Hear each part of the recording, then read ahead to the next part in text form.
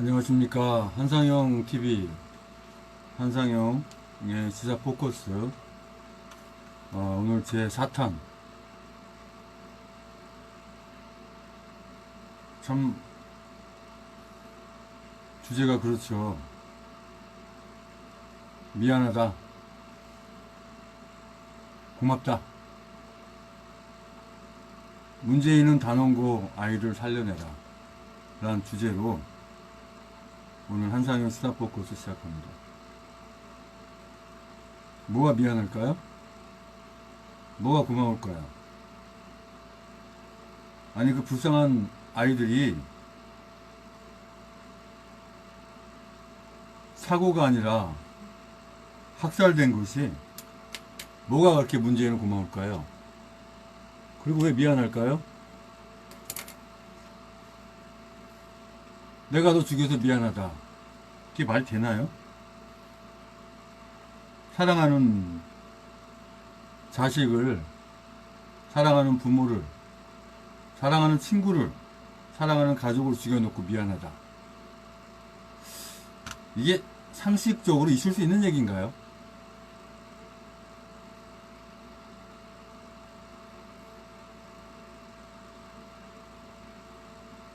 그리고 고맙대요. 뭐가 그렇게 고마울 거야? 대통령 되게 할 수 있는 그 길을 그 아이들의 죽음으로 할 수 있었기 때문에 좋다는 건가요?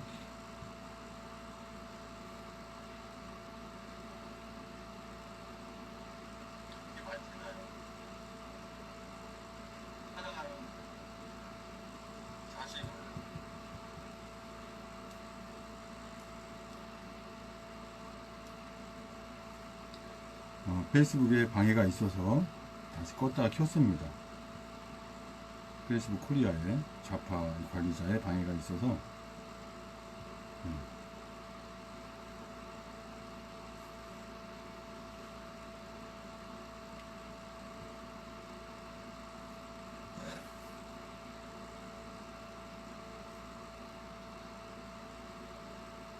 왜 문재인은 세월호 아이들이 죽은 게 고맙다고 얘기를 할까요? 왜 미안하다고 얘기할까요? 이 문재인 단원고 아이들 살려낼 수 있을까요? 근데 왜 살려내지도 못하는데 왜 아이들을 살려내라라는 주제를 잡았을까요?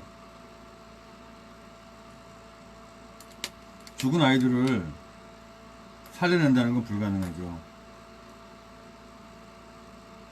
그런데 왜 제가 억지를 부리는 건가요? 단원고 아이들 살려내라. 단원고 아이들을 살려내지는 못하죠. 그러나 그 아이들의 죽음이 헛되지 않으려면 문재인이가 지금 적화돼 내려와야 되는데 이자는 결코 거기서 내려올 생각이 없는 자이죠. 왜? 이 정신적으로 또는 지적으로 장애가 있는 부류가 바로 공산주의입니다. 공산당은 다 정신 이상자로 보면 돼요. 간첩이나 소위 말하자면 빨갱이 이런 부류들은 다 정신 이상자예요. 정신 이상자는 말로 해서 되지 않아요. 강권적인 게 필요한 겁니다. 끌어내려야 되는 거죠. 아니 생각 한번 해보세요. 사람을 죽여놓고 미안하다. 그 니들이 죽어서 고맙다. 이게 이해가 되는 표현입니까? 제가 어제 토요일 이 서울역과 서청대 태극기 집회 우리 천만인 무죄 석방운동본부가 주최하는 태극기 집회 이렇게 가는 길에 깜빡 모르고 제가 행진할 때 사용하는 우리 시흥시 현수막을 놓고 온 거예요. 시간은 다 돼가고 좀 늦으면은 또 오시기로 하신 분들이 만나기로 한 분들 늦지 않을까. 그냥 가자 그러다가 제 집사람이 늦더라도 가져오는 게 좋겠다 그래서 제가 택시를 왕복 타기로 하고 택시를 타고 집으로 갔다가 이렇게 현수막을 갖고 왔어요. 그런데 거기 같이 저랑 저를 태우다 주고 태워온 그 택시 기사의 말이 너무나 기가 막힙니다. 제가 택시 안에서도 그랬거든요. 문재인이가 간첩이고 빨갱이에요. 문재인이가 그래서 불쌍한 세월 아이들 다 죽였습니다. 그랬더니 그 기사분 하는 말이 너무 가관입니다. 에이, 어떻게 대통령이 그런 걸 하겠냐고. 그 얘기 들을 때 그냥 제 머리를 한 대 맞는 기분이 들더라고요. 세상에. 요즘 택시 기사님들 웬만하면 거의 다 깨어있고 다 아시거든요. 그런데 아직도 이런 사람이 있다는 게 기가 막힌 거예요. 그래서 안 되겠다. 그래서 한상영의 수사폭거 제 4탄으로 오늘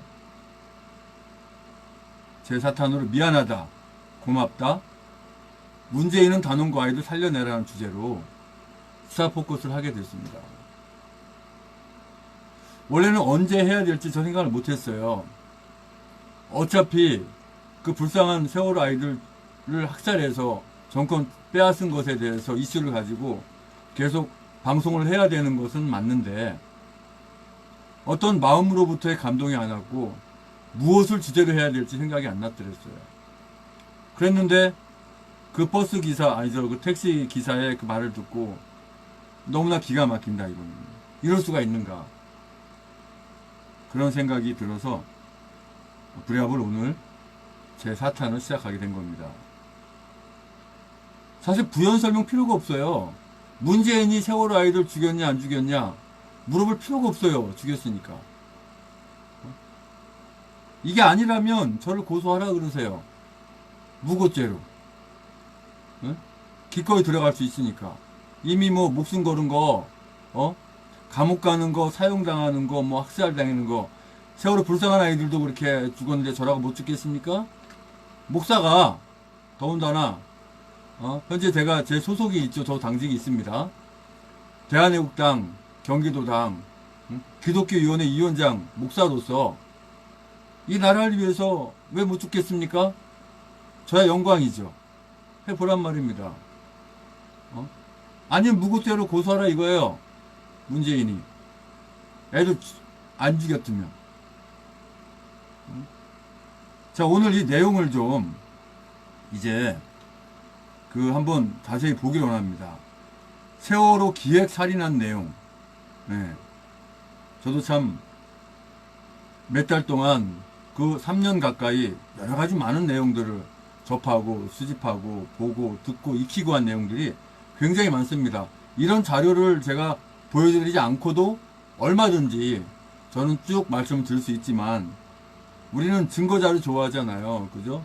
확실히 그런 것들이 있는가 보면서 하자 이거죠. 자, 실질적으로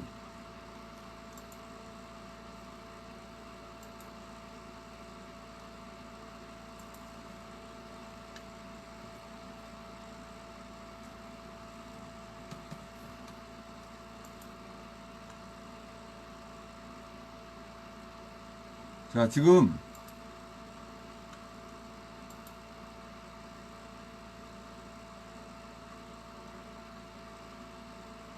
실적으로 이제 그 소리가 나야 되니까 제가 이걸 이용해서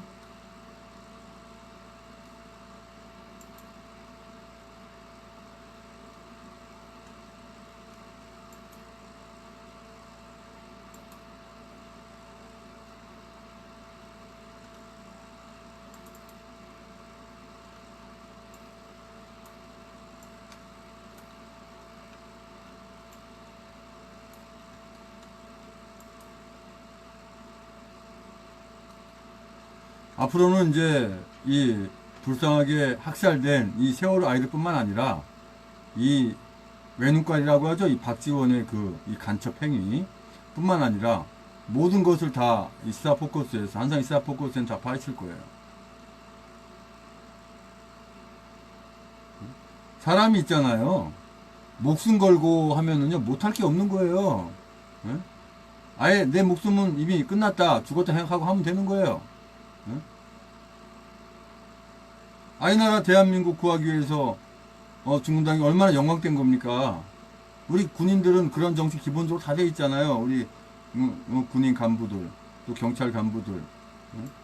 오히려 지식인층이 법조계나 이런 뭐 국회나 이런 지식인층이 오히려 이런 게 더 약하지.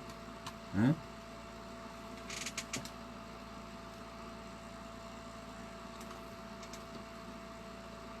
자, 김정일의 충성을 맹세한 46개 언론사 사장 리스트 이것도 있죠. 이거 하게 되면 지금 시간이 없어요. 다음에 할 거고요. 그 다음에 김대중의 정몽현 살해 내막. 김대중이가 왜 정몽현을 살해했을까? 그런 내용 앞으로 해나갈 거고요. 또 김대중 간첩과 김정일 차 안에서의 밀담, 녹취 음성 내용 우리 다 들었잖아요. 알잖아요. 근데 이런 내용을 모르는 분도 있어요. 자, 오늘은 역시 세월호 기획살인 스토리에 대해서 한번 보겠습니다.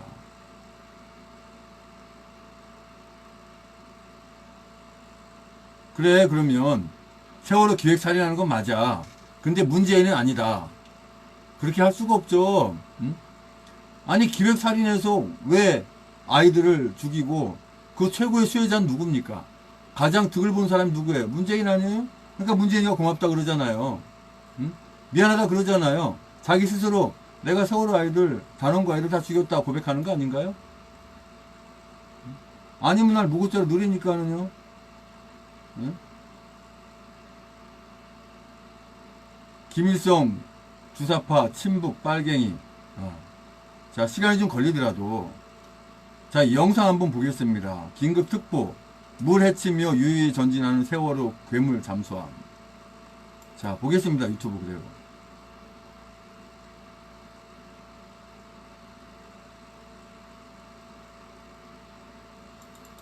자, 뭐 시간 상관없어요.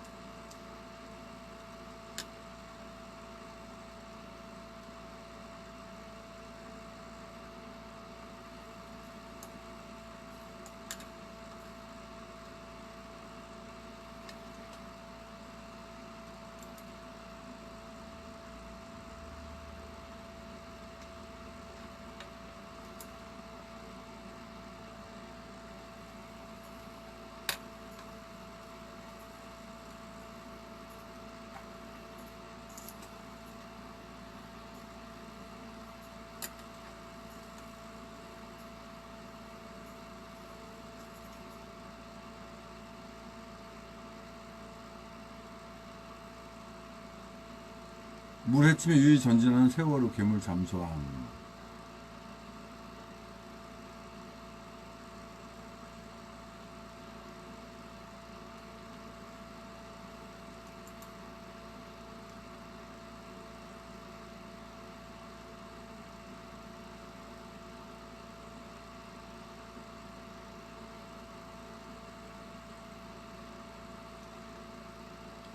자, 박원순, 시청 앞을 차지하고 있는 그 원숭이의 망원록이 뭐라고 되어 있습니까? 호지명, 미국을 물리치고 조국 통일을 이루어냈다. 좌경, 좌익이 악일 수만은 없다. 김일성 만세는 표현의 자유. 김일성 만세가 표현의 자유예요? 네? 이 빨갱이 맞죠? 간첩 맞죠? 네? 자, 양심 고백, 세월호는 조작사고. 자, 이거 한번 보겠습니다.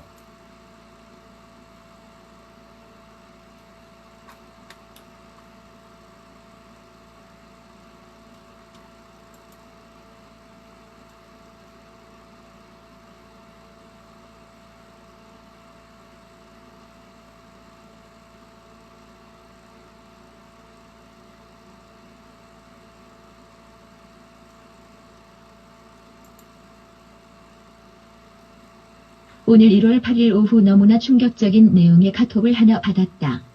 충격 증언. 어느 전교조 선생님의 양심 고백이라는 이 글은 세월호 사건은 우리가 조작 모의한 사건으로 단원고 희생자 가족 여러분 너무나 죄송합니다라는 문장으로 시작되는 깜짝 놀랄만한 것이었다. 세월호 사고 당시 단원고에 근무하고 있던 전교조 선생이 북한의 남조선 파괴처로부터 무종의 지령을 받고 지침에 따라 움직이게 된 대략적인 내용을 전하며 자신들이 저지른 너무나 비극적이고 어마어마한 사고에 너무 무섭고 오금이 저려 지금까지 죄책감 속에서 살아왔다고 고백했다. 그는 전교조를 말살하려는 박근혜 정부를 말살하기 위한 방편으로 사건이 기획됐다고 했다. 사건을 기획 추진할 때 전교조 선배가 희생의 제물 없이는 성공할 수 없다는 말로 채찍질했고 그 일에 가담한 전교조 선생들의 눈빛이 너무나 무서웠다 실토했다. 충격 증언. 어느 전교조 선생님의 양심 고백. 세월호 사건은 우리가 조작 모의한 사건으로 단원고 희생자 가족 여러분 너무나 죄송합니다. 우리 전교조는 전교조를 말살하는 박근혜 정부를 말살하기 위해 기획한 사건입니다. 박근혜 정부의 교육부 시책인 시험을 거부하기로 학생들을 꿰어 현장 체험 학습이라는 명목으로 어린 학생들을 유혹하여 현장 체험을 가기로 결정하였습니다. 정해진 해운사와도 선박의 승무원 및 선장 탈출도 미락을 하였습니다. 진도, 해경과도 구조 시점 구조에 대하여 미락을 하였습니다. 무섭고도 중요한 것은 북한의 남조선 파괴처와 무종의 지령을 받았습니다. 북으로부터 배 한 척에 모든 인원을 다 승선시키라는 지령을 받았습니다. 현장 체험학습 가는 당일 학생들이 승선하기 전날 선사직원 퇴근 후 타고 갈 선박의 화물을 과적했다는 사실을 알고 너무나 무서웠습니다. 꼭 한다면 선박 2대에 나누어 승선해가라는 지시도 거부했습니다. 우리 전교조 선생들은 서로를 감시하는 눈빛이었습니다. 나는 마음속으로 그래도 사고만 나지 않기를 기원했습니다. 학생들을 보내고 학교로 돌아왔습니다. 사고가 났다는 소식에 몇몇 전교조 선생들은 당황하는 기색이 보였습니다. 사고가 북의점 수정에서 발사한 어뢰라는 말이 들렸습니다. 무서워서 오금저려. 전교조 선생들 눈빛이 너무나 무서웠습니다. 그 다음 선장 승무원 탈출 구조 등 과해, 경에 대하여는 말하지 않겠습니다. 선장 승무원이 해경집에 은신했다는 것은 말하지 않겠습니다. 이제가 제죄책함으로 살아왔습니다. 전교조 모 선배가 희생의 죄물, 이업, 이는 성공할 수 없다는 말로 채찍질하였습니다. 단원고 회생 학생 가족 여러분에게 무슨 말로 용서를 빌어도 한이 풀리겠습니까? 이런 글 적어보려 여러 곳 기웃거리기도 했습니다. 이제 용기 내 어조금이라도 박히기 위하여 이 글을 적습니다. 죄송합니다. 이 글 출처는 미국 LA에 있는 교포 언론인 배부전 씨가 대표로 있는 인터넷 미주통일신문의 2017년 1월 7일자 신문의 게시판에 실린 것이다. 미주통일신문은 이 글을 실은 뒤 끝에 다음과 같은 설명까지 달았다. 너무나 충격적인 양심 고백 기사라 믿기지도 않고 아직 진위 여부도 확실히 알 수 없지만 대한민국 현대사의 굵직굵직한 사건의 배후엔 북괴가 깃든 사건은 한둘이 아니기에 충분히 심증이 가는 증언이라고 볼 수 있다고 했다. 나도 이 신문의 신중한 태도를 이해한다. 그러나 이 글을 쓴 선생님은 이런 식으로 끝내고 말 일이 아니다. 선생은 지금의 남북관계에 있어서 역사에 기록될 만한 중대한 사건을 알고 있으며 그 사실을 분명히 역사에 남기는 일이야 말로 하늘이 주신 특별한 사명임을 알아야 한다. 당신이 알고 있는 사실을 솔직히 털어놓고 역사에 남기는 일은 300여 명의 희생자와 유족들에 대한 속죄이며 북한의 악랄한 대남 적화 공작과 비뚤어진 전교조에 대한 고발이다. 건전한 양식을 가진 대한민국 국민으로 다시 태어나 떳떳하게 살 수 있는 길을 여는 것이다. 이제 용기를 낸 이상 한 인간에게 주어진 역사적 사명과 하늘이 당신에게만 주신 큰일을 하시기 바란다. 얼마나 보람있고 영광된 일인가? 경찰, 검찰, 국정원 등 수사기관의 사실대로 털어놓고 적극적으로 수사에 임한다면 전국민적 지지와 후원, 법에 너그러운 조치도 있을 것이다. 북한은 1968년 1월 21일 청와대 기습 사건을 일으켜 대통령을 시해하려고 했다.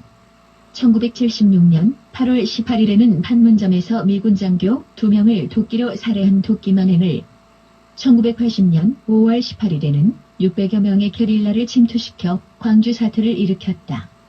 1983년 10월 9일에는 미얀마를 방문 중인 전두환 대통령을 암살하기 위해 아웅산 묘소 폭파 사건, 1987년 11월 29일 대한항공 858기 폭파 사건, 2010년 3월 26일 천안함 어뢰 공격, 2010년 11월 23일 연평도 포격 사건 등 상상조차 할 수 없을 정도로 크고 어마어마한 대규모 도발을 저질러온 집단이다.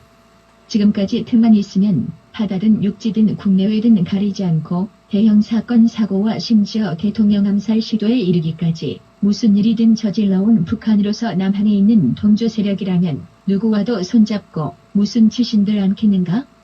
위에 글에도 있지만 북한의 남조선 파괴처 공식 명칭이야 어떻든 그로부터 지령을 받아 그 세부적인 지침에 따라 행동하고 지침대로 하는가를 상호 감시하는 전교조 선생들의 날카롭고 무서운 눈길을 느낄 수 있었다는 것도 충분히 공감할 수 있는 고백이라고 생각한다. 배를 전복시키기 위해 선박회사 직원들이 퇴근한 뒤 화물을 과적시키도록 할 것, 승선 인원을 초과시켜 모두 한 배에 태울 것, 배가 기울 때 승객들은 나오지 못하게 하고 선장과 선원들만 도망쳐 나올 것 등을 세부 지침으로 지령을 내렸을 가능성은 무자비한 북한으로서 얼마든지 할 수 있는 일이다. 선장이 입사한 지 1년도 안 된 신출내기에게 운항큐를 넘겨주고 물살 거세기로 이름난 울돌목으로 몰아넣고 자신은 자리를 피했던 것도 지령에 따른 행동이었을 가능성이 있다. 그런 세부 행동을 지도하기 위해 선박회사와 해경에 미리 침투시켜 놓은 공작원을 이용하는 일쯤이야 쉬운 일 아니겠는가? 어떻든 수사당국은 전교조 교사의 양심선언을 귓전으로 흘려들을 것이 아니다. 국가 안위의 항방을 결정짓는 중대한 실마리로 보고 혼신의 노력을 다해 반드시 뜻있는 성과를 거두기 바란다. 자, 이렇게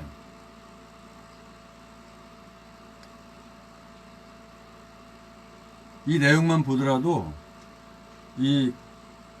저 북한의 김정은 이 공산당들과 이 대한민국의 독고서처럼 40년 동안 자라온 저 종북, 주사파, 빨갱이, 언노조, 정교조, 민노총 이 악한 것들이 합작해서 세월호를 강제로 빠뜨렸다고 하는 거 알 수가 있죠. 근데 그것을 이렇게 대한민국에서 지휘하고 끌어온 그 장본인들이 바로 누구예요? 문재인이죠. 박지원이죠. 어? 안민석이 이거는 스스로 조작했다고 고백하잖아요. 어? 세월호 했다는 얘기는 안 하지만. 자, 여기 한번 보죠. 표현이 좀 그렇네요. 해경 새끼들이 세월호 밭을 끌어당겨 더 침몰. 이러니까 박근혜 대통령님이 해경 총장을 해임하고 해경을 해체하지 않을 수가 없는 거죠. 자, 이 영상도 한번 보겠습니다.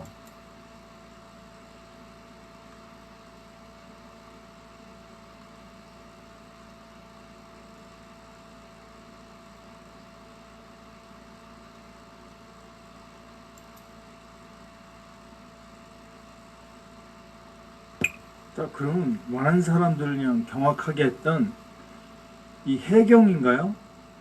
밧줄을 여기다 매달고 이걸 끌어당겨서 오히려 기운 쪽으로 세월을 끌어당기는, 이걸 우리가 설명할 수 있죠. 이게 무슨 짓 하는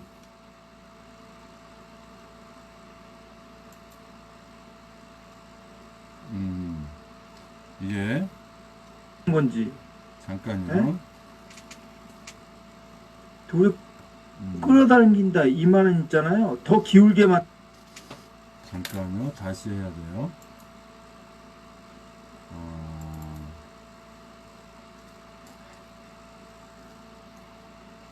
지금 이것이 연결이 끊겨서 다시 좀 손을 봐야 돼요. 이것도 방해하는 건 아니겠죠? 방해하면 직접 노트북으로 키면 되니까.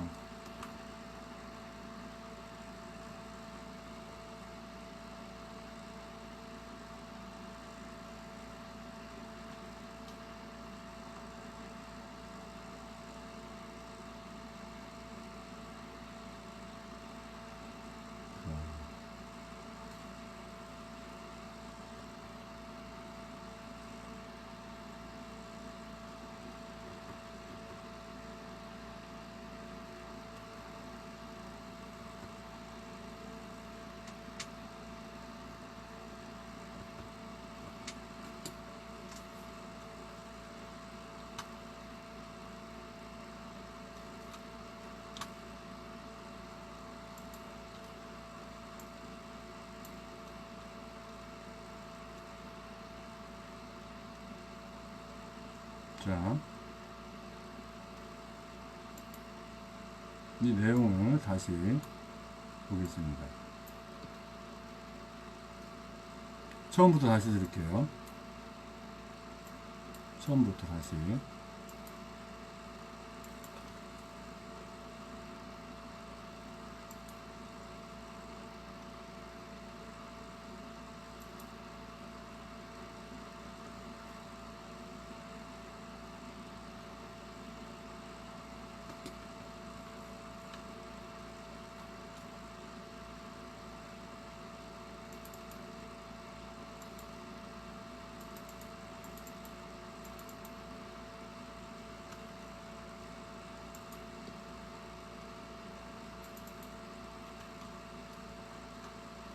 다시 실행할게요.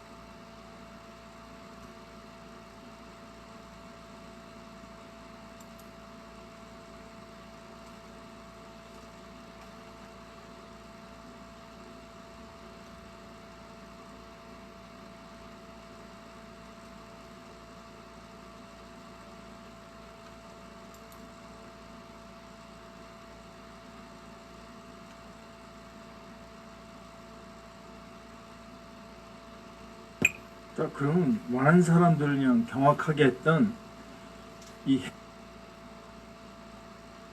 해경인가요?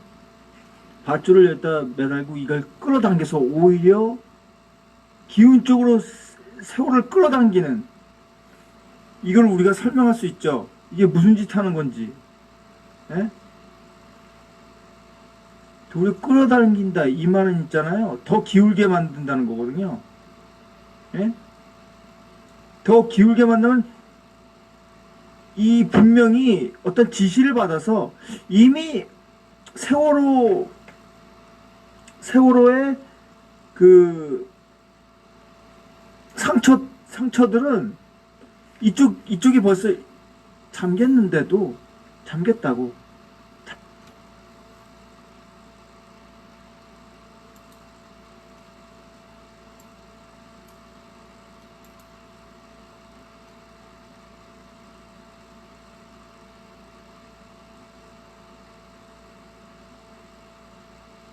이게 방해를 하는가요? 버퍼링이 생기죠? 잠겼는데 아마 여기에 그 잠수함이 긁은 자국이 있을 거 아닙니까? 응? 그러니까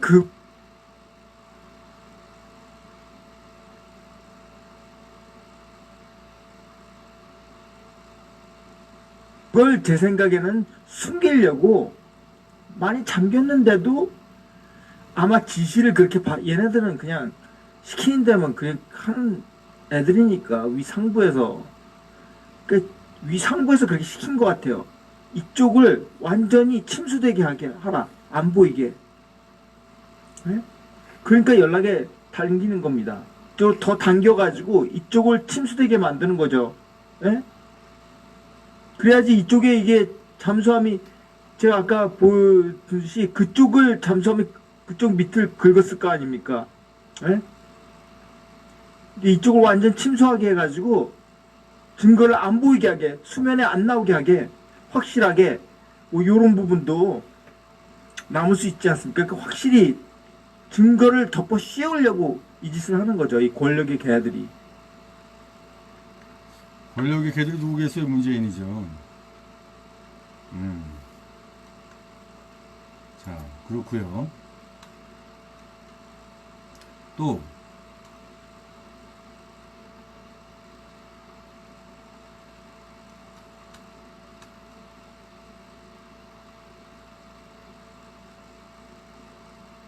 세월호 조타수의 양심 고백이에요. 옥중 편지를 남기고 고인이 된 세월호 조타수가 양심을 고백하며 목사님께 보낸 편지 내용. 자, 이걸 한번 볼까요? 들어볼까요? 영상 역시.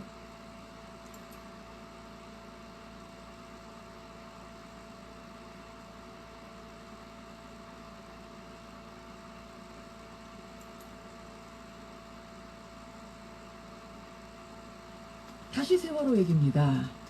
우리가 잘 알다시피 세월호는 기울기 시작한 지 101분 만에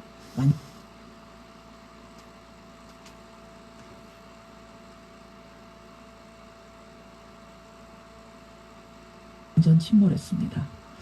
보면서 이상하다는 생각하셨을 거예요. 저렇게 큰 배가 어떻게 저렇게 빨리 완전 침몰했는가?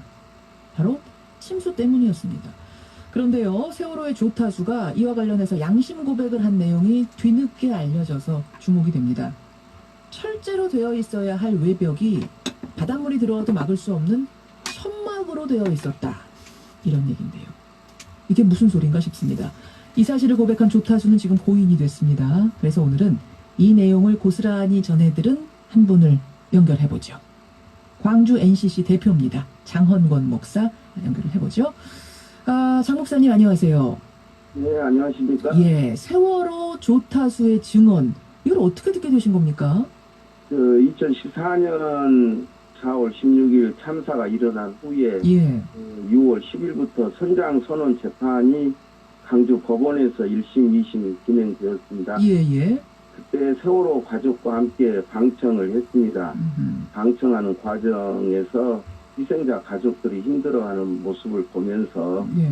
피고인들이 양심선언을 하면 어느 정도 진실이 밝혀지지 않겠는가 하는 생각을 했습니다. 배에 대해서 가장 잘 알고 있고 상황에 대해서 가장 잘 알고 있는 사람들이 배에 탔던 사람들일 테니까. 네. 예. 그래서 그분들에게 이제 2014년 10월 13일 날 그 강주 교도소로 편지를 보냈습니다. 뭐라고요? 그 양심 선언과 좀 진실을 밝혀달라는 내용으로 편지를 보냈는데 이제 처음에는 반응이 없다가 예. 천장과 부관장 등 5명은 수치인 거절로 반송이 되었어요. 예.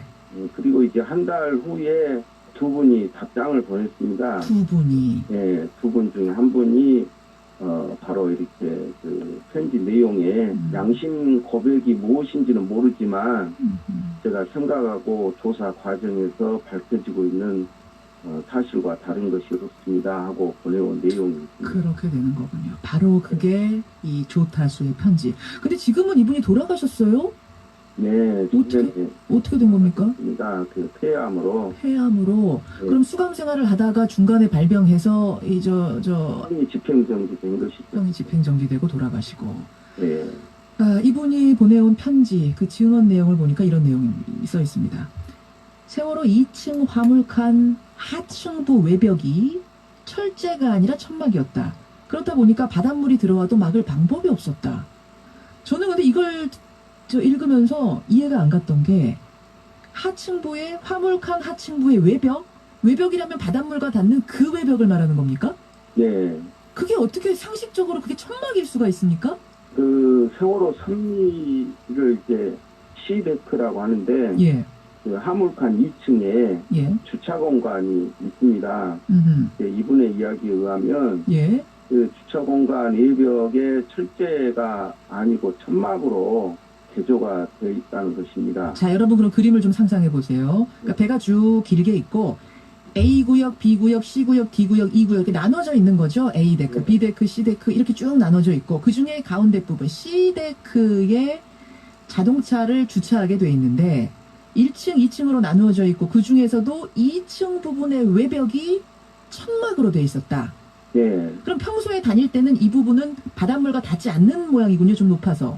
그렇게 상식적으로 생각이 되는데 천막으로 되어 있기 때문에 어느 정도 배가 기울었을 때 예. 기울었을 때는 상당한 물이 그 부분을 통해서 유입이 되었다. 이런 내용이거든요. 이제 배가 무트로 올라와서 조사를 하면 더 정확히 알 수 있겠습니다만 일단 이 조타수의 고백에 의하면 그 부분은 아마도 그러니까 우리가 생각하는 뭐 이런 얇은 천이 아니었겠지만 무슨 뭐 비닐 같은 천 뭐 이런 것으로 되어 있었고 네, 평소에는 바닷물과 접촉 없이 다녔더라도 이렇게 위급한 상황 바닷물에 의해서 기울어지는 상황이 됐을 때는 그쪽이 이 물과 닿았을 거고 순식간에 물이 유입됐을 수 있다. 이렇게 추정 가능하군요. 네. 야, 아니 이제야 좀 뭔가 꽤 맞춰집니다. 어떻게 그렇게 큰 배가 그렇게 빨리 침몰했나 했는데 순식간에 바닷물이 유입될 수밖에 없네요. 네. 그런 의미에서 상당히 설득력 있는 이야기다 이렇게 볼 수가 있죠. 그래요. 근데 철제가 아니라 천막으로 배 외벽이 되어 있어도 이게 법적으로는 문제가 없었을까요? 근데 설계 도상으로도 이제 철제로 막혀 있어야 하는 부분이라고 이야기합니다. 예. 설계 도상으로도 그때 천막으로 되어 있다는 것이 잘 이해가 안 되는 부분이죠. 아마 중간에 뭔가 개조하고 이렇게 많이 하지 않았습니까? 이 배 불법으로. 그 과정에서 혹시 이쪽도 건드린 것이 아닌가 추정 가능하네요. 네, 예. 생각해 보면 말입니다. 지난해 9월에 그 세월호 특조위 공개 청문회 있었잖아요. 네, 근데 이상갑 교수, 전문가분이 어떤 말을 했냐면 화물칸 선미 전체에 걸친 초등학생 신장 정도의 큰 계고부를 통해서 엄청난 해수가 유입됐다. 그래서 급격히 전복된 걸로 보인다. 이런 조사 결과를 밝힌 게 있습니다. 네. 결국 초등학생 키 정도의 큰 계고부라는 게 이 천막 부분이 아닐까. 또 이렇게 추정이 가능하네요. 그런 맥락으로 보면은 충분히 설득력 있다 이런 생각을 합니다. 예. 네, 가능하고 또 아니면은 뭐 지금 저 선미 부분은 램프 얘기가 나오는데 그 네. 램프를 통한 건 아닌가. 또 이런 생각도 가능하고. 이분이 또 다른 어떤 그 원인의 나름대로 뭐 여러 가지 문제를 이야기해 주셨거든요. 조타수가 보낸 편지 말씀하시는 거예요. 네, 다른 내용은 뭐가 써 있었습니까? 선수의 그 우연 램프도 제거가 이게 작동을 안 하니까 됐다. 계속 그리고 4층에 중층 문제도 있다. 좋다. 이게 자꾸 손을 안 댔더니 로그 아웃 자꾸 되는데요. 아니면은 이것도 조작을 하는 건지.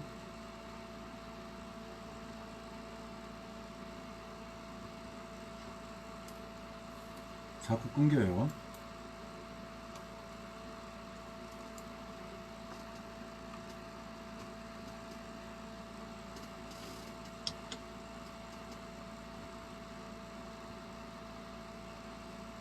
지금 제 페이스북에 있으니까 보시면 되긴 하는데, 저랑 페이스북 연결 안 된 분들을 위해서도 그렇고, 또 이게 공개적으로, 많이 배포가 돼야 되기 때문에, 이렇게 할 필요가 있죠.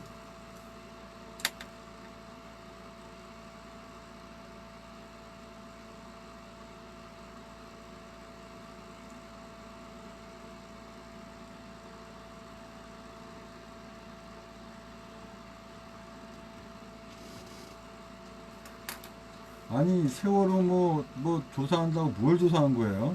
손만 잡은 거지. 예? 이거는 사고가 아니고, 학살이 아니고 사고다라는 걸 만들기 위해서 뭔가 쇼를 다 했겠죠. 예. 그 엄청난 많은 비용 들여서 선체까지 끌어올리고 했는데, 결국은 사고라는 쪽으로 몰아갔잖아요.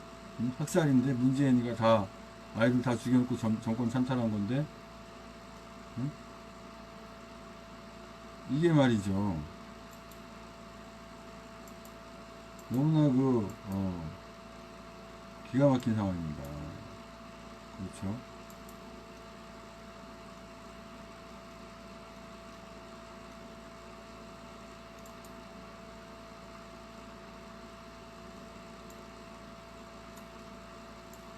계속 이어서 제가 자꾸 얘를 저걸 해야겠네요. 안 했더니 다시 세월호 얘기입니다. 좀 우리가 잘 알다시피 앞으로 좀 진행하겠습니다. 가장 잘 알고 있고 상황에 대해서 가장 잘 알고 있는 사람들이 배에 탔던 사람들일 테니까. 네. 예. 그래서 그분들에게 이제 2014년 10월 13일 날 강주 교도소로 편지를 보냈습니다. 뭐라고요?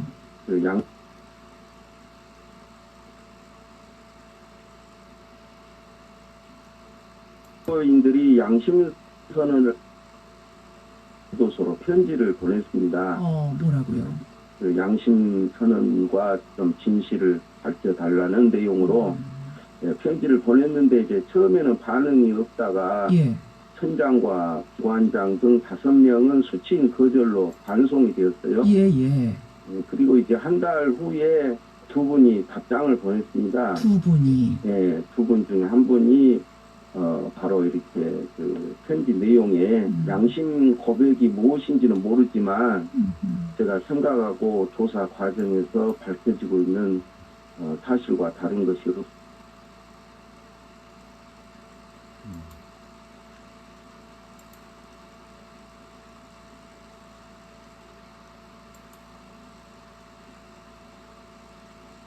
하고 보내온 내용이 그렇게 되는 거군요. 바로 그게 이 조타수의 편지. 근데 지금은 이분이 돌아가셨어요?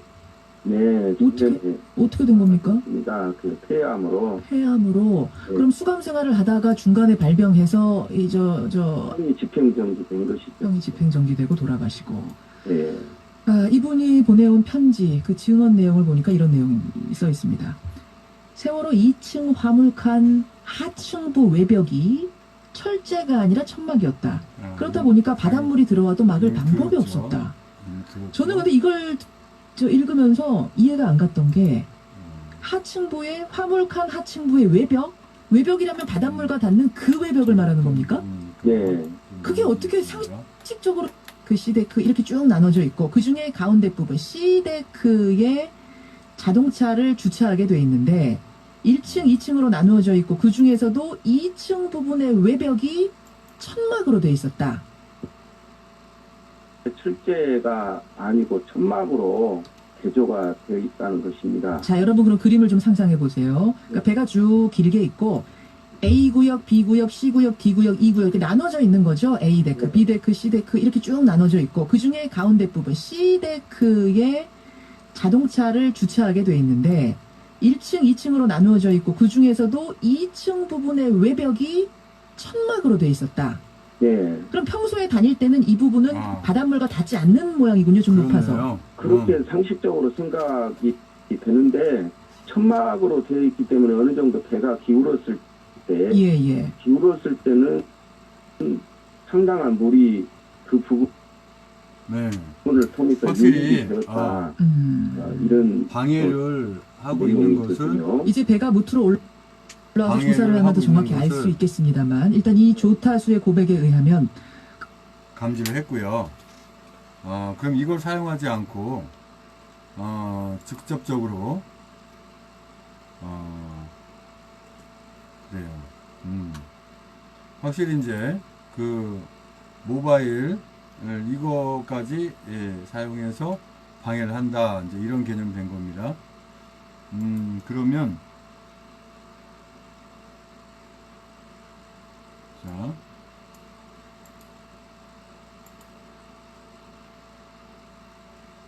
직접적으로 아예 노트북에서 실행을 하겠습니다. 결국은 이걸 방해한다 하더라도 저는 이 방해를 안 받죠.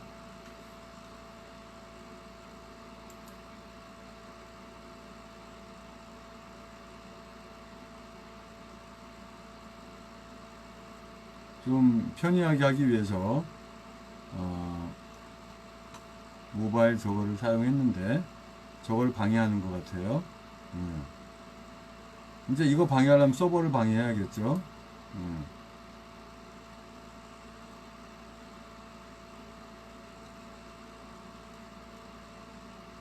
다시 세월호 얘기입니다.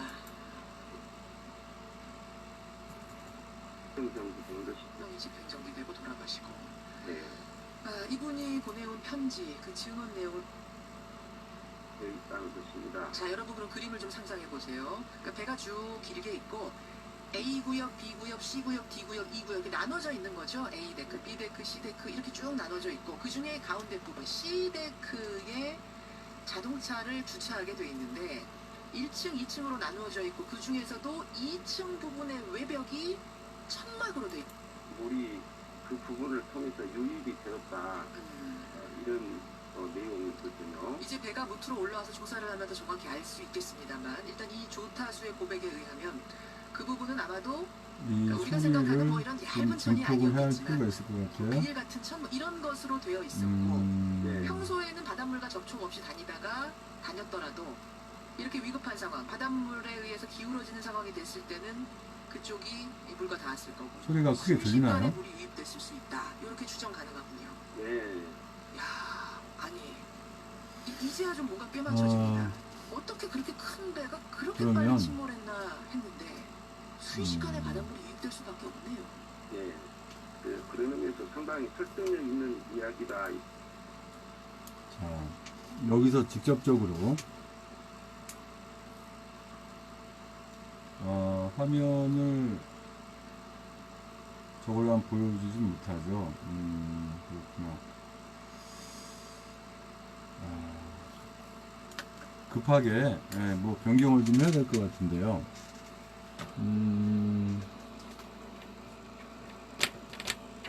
이게 지금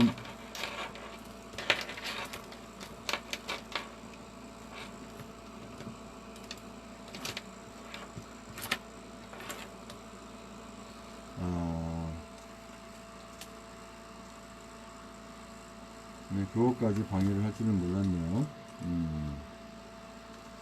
노트북 소리가 너무 작아서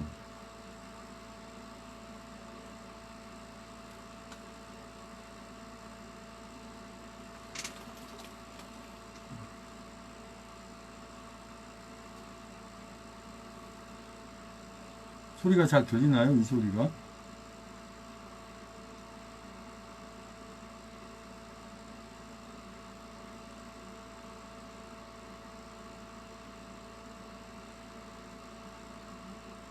일단 들리는 것 같기도 하고요. 그냥 진행해 볼게요.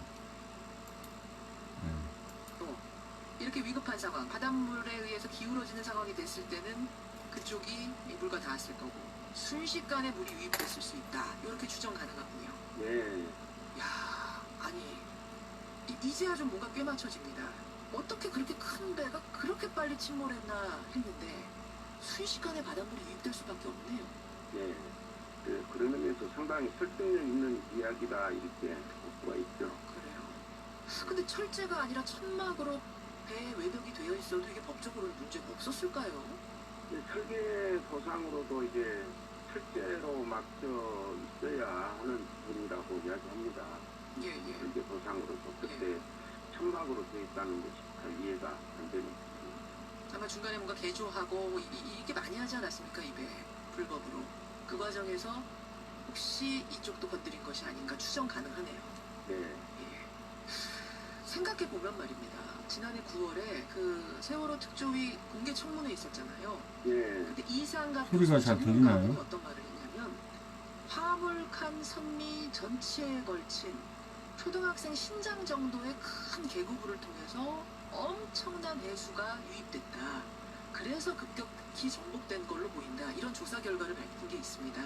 예. 결국 초등학생 키 정도의 큰 계구부라는 게 이 천막 부분이 아닐까. 또 이렇게 추정이 가능하네요.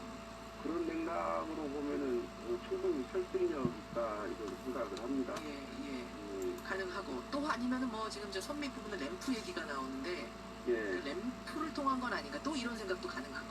그 이분이 또 다른 어떤 그 원인의 나름대로 그 여러 가지 문제를 이야기해 주셨거든요. 조타수가 보낸 편지 말씀하시는 거예요. 네. 다른 내용은 뭐가 써 있었습니까?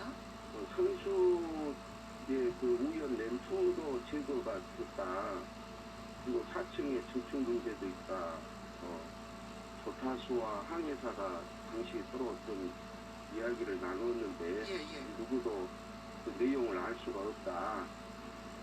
이런 이야기 등등 또 뿐만 아니라 이분이 또 나름대로 현장에게도 배가 넘어가니까 고함을 치면서 예, 예. 빨리 조치를 하라고 하지만 그냥 끄다만 보면서 안일하게 대처를 하는 그런 모습도 이야기를 해주셨고 예. 그리고 이제 이런 이야기가 이제 이미 재판 과정에서 밝혀진 것인데 예, 예.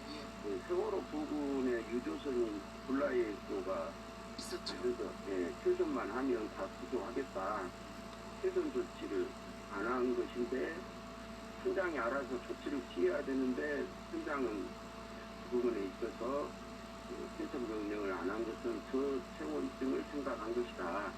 조리에 떠내려갈까 봐서 예, 그런 내용이 지금 현재 담겨 있었다. 그런 내용은 이제 뭐 우리가 알고 있는 내용이고 저는 지금 어떤 부분이 귀에 걸리냐면 네, 선수 우현의 램프 차량 진입로라고 그러죠. 이번에 왜 그 저 바지선으로 옮길 때 좌현 램프가 열려서 고생을 했는데 예, 지금 이 편지에는 우현 램프를 떼내서 예, 좌우에 불균형이 생겼다라는 걸 조타수가 썼어요.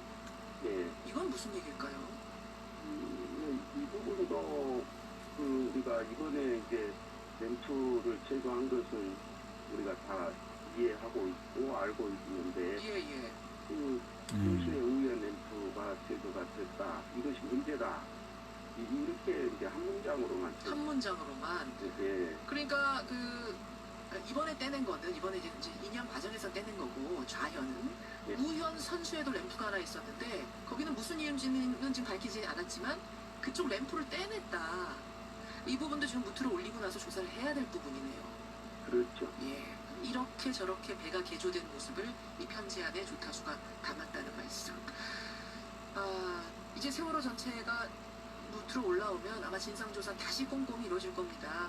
예, 관련자들한테 꼭 좀 당부하고 싶은 점이 있으시다면요. 우리가 진실은 침몰을 하지 않는다고 이야기한 것처럼 진상 규명을 위해서 협력하고 또 편지 보낸 내용처럼 양심 고백을 해서 예. 더 이상 그 어둠이 이길 수 없다. 세월호 이전과 이유가 달라져야 된다. 이런 부분에 있어서 다시 한번 생각하고 행동을 해주십사 하는 마음입니다. 그 목사님은 참사 직후의 재판부터 항소심까지 거의 모든 재판을 다 안 빠지고 가셨다면서요. 네, 예, 유가족들과 함께 계속 해오신 분으로서 그 힘든 과정 지켜보면서는 정말 느낌이 어떠셨어요?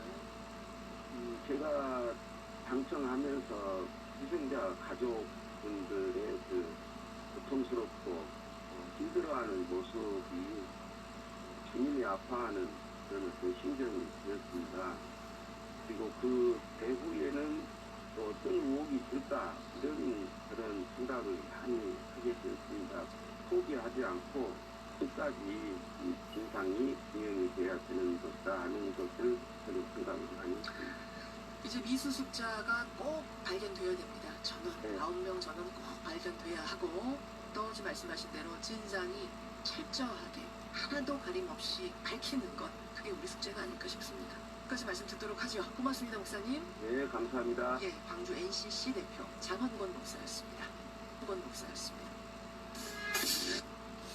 자, 지금 이렇게 세월호가 어떻게 사고가 아닌 학살로 됐는지 부분에 대해서, 또 항해 전문가 신상철이 말 못한 이야기, 이젠 말할 수 있다, 고의 침몰. 이것도 역시 한번 들어보겠습니다. 이런 자료들이 얼마든지 인터넷에 있어요. 있는데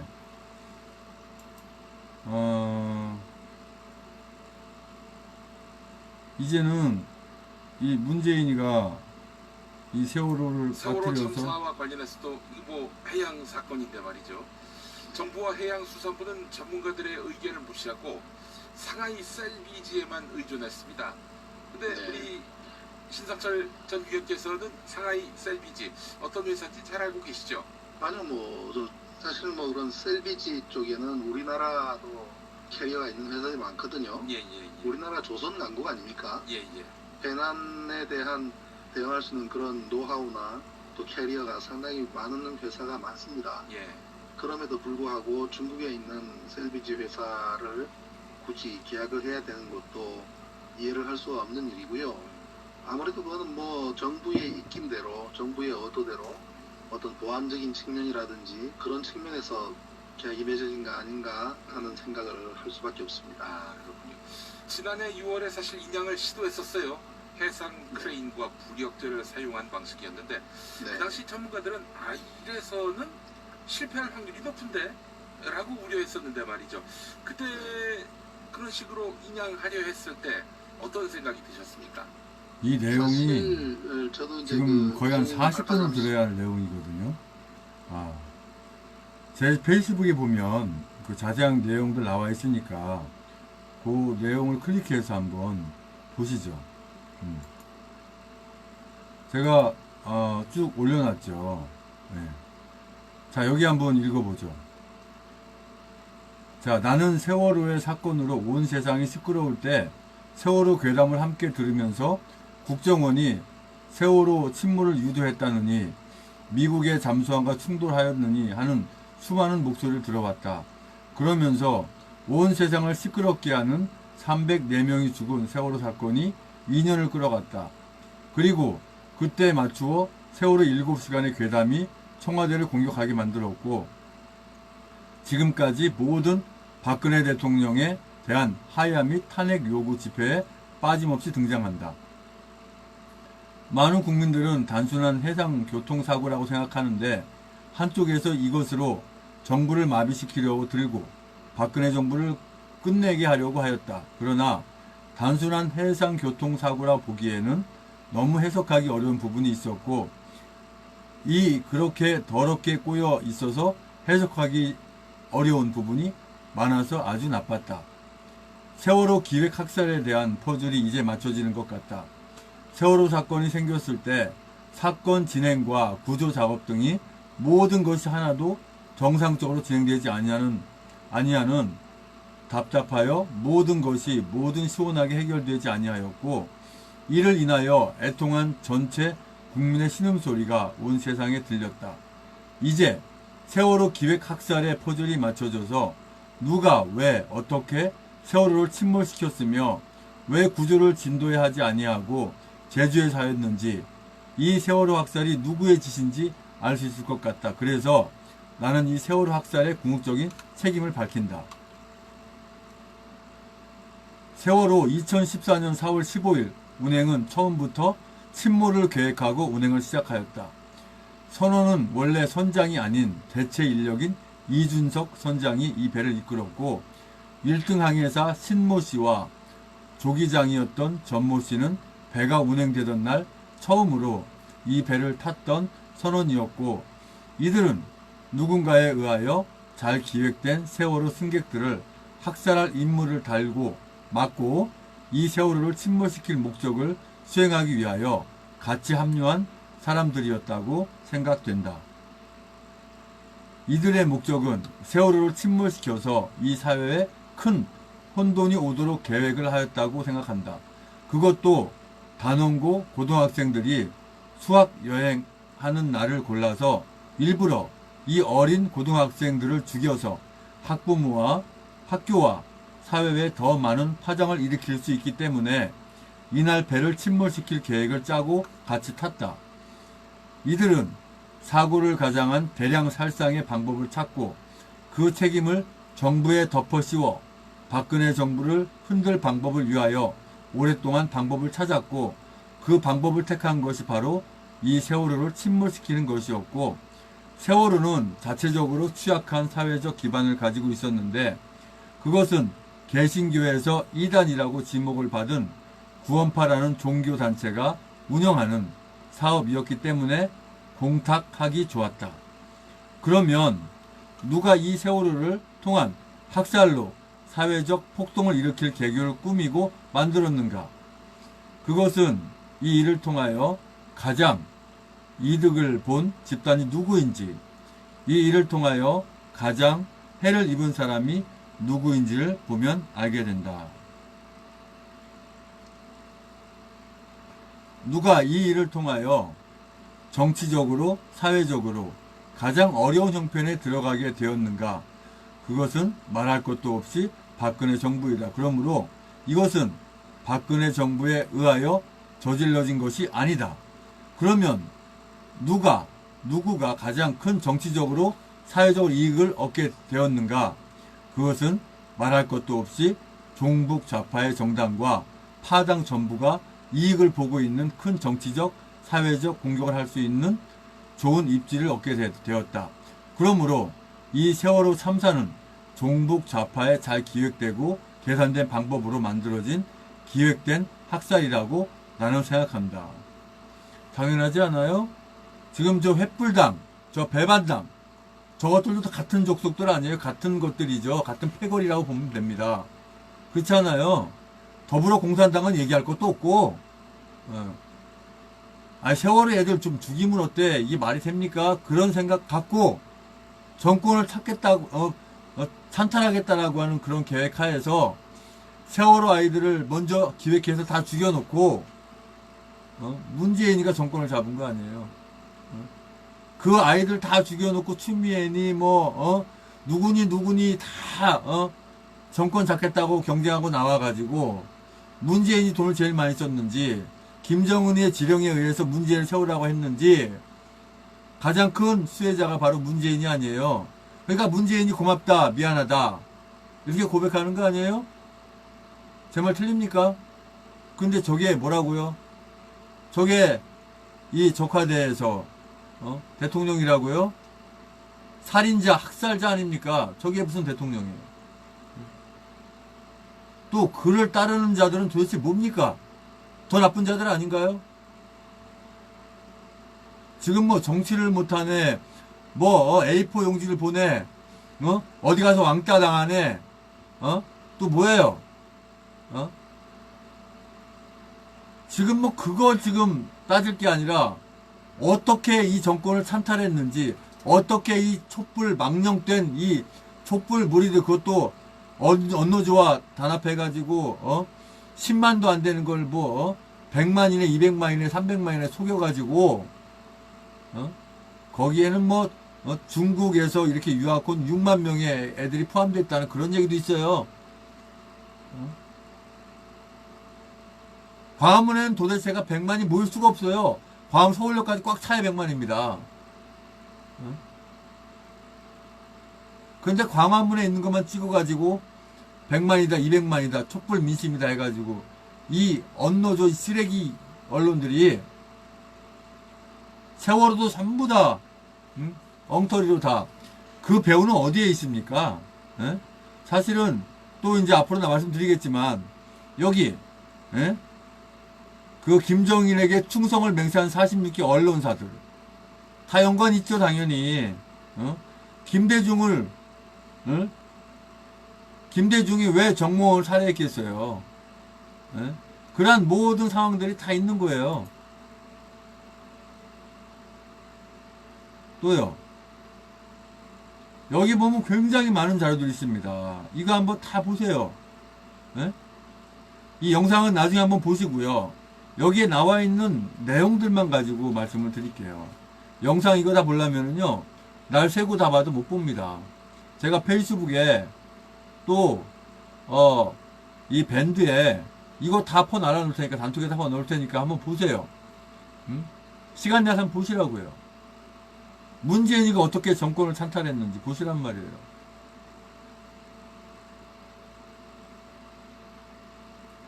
이준석 선장은 그날 2014년 4월 15일 자신의 배가 아닌 다른 사람이 선장으로 있는 배에 임시로 올라 세월을 운행하였다. 그리고 그들은 4월 16일 오전 11시 48분 배를 지그재그로 운행하면서 엎어지지 아니하는 배를 의도적으로 엎기 위하여 좌로 한참 갔다가 우로 확 꺾어 배 짐들과 무게 중심이 좌로 쏠리게 만들어 그들이 말하는 첫째, 둘째 변침을 통하여 세월을 넘어지게 하지만 복원력이 있어서 넘어지지 아니하는 배를 닷을 내려서 해저 얕은 곳에 걸리게 하여 전속력으로 가던 배로 하여 그 억지로 넘어지게 만들었다.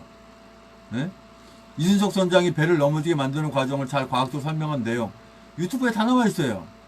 자, 그는 배의 행적을 숨기기 위하여 배 AIS 선박 자동 식별 장치를 꺼고 갔다. 그리고 그 배가 좌우로 흔들고 별짓을 해도 잘 넘어지지 않자 배를 넘어뜨리기 위하여 배를 근처에 있는 병풍도 가까이 가서 배에 닻이 닿을 수 있는 해저 지면이 가까운 곳으로 가서 닷을 내려서 닷을 바다의 바닥에 닿게 하고 다시 해저면에 걸리게 해서 걸리던 배가 충격을 받고 옆으로 쓰러지게 해서 갑자기 배를 침몰시킨다. 이 미친놈들 아니냔 말이에요. 이 정신병자 또라이들 아닌가 이것들이. 그 불쌍한 아이들 다 죽이기 위해서 얼마나 많은 돈을 받았는지 얼마나 김정한 교육을 받았는 이 간첩 나쁜 놈들인지 아주 배를 못 빠뜨려서 암달을 하잖아요. 지금 이렇게. 이 영상들 한번 쭉 보세요. 닷을 내려서 배를 침몰시키게 한 사실을 증명한 유튜브 다 있어요. 기관장이 엔진을 끌 이유가 하나도 없다. 그러나 그는 배가 넘어지게 될 각도에 있을 때 배가 중심을 잡을 수 있는 능력 아예 없애기 위해 엔진을 꺼서 배가 넘어지게 만들었다. 이 내용을 보라고요. 이 많은 내용들을. 세월호 기획 학살살인 스토리 다 있어요. 이렇게 이 많은 내용들. 이 악한 이게 누구예요 이거? 박영선이 아닙니까? 공산주의 운이 아주 공산주의 군복 입은 같이 색깔 있고. 손새끼. 얼마나 거짓 보도하고, 이렇게 했는지, 이걸 한번 보란 말입니다. 지금 1시간이 넘었는데 말이죠. 이 내용들을 볼 때, 당연히, 문재인이는 그 팽목항에 가가지고, 미안하다. 니들, 내가 정권 찬탈하는 데서 사용돼서 미안하다 이 얘기예요. 고맙다는 뭐예요? 고맙다는 이건 정신병자입니다. 어떻게 애들을 죽여놓고 고맙다는 표현을 합니까? 이게 정신병자 또라이 아닙니까? 문재인이? 애들 다 죽여놓고 고맙다 미안하다? 아주 피가 역류합니다. 그냥 생각만 하면. 이걸 모르고 있는 이 국민들이 개돼지 아니냐고요. 개돼지. 개돼지 표현 참 잘 썼네요. 개돼지는 학살됩니다. 다 개돼지는 돼지는 죽잖아요. 잡아 죽잖아요. 그렇게 되고 싶어요?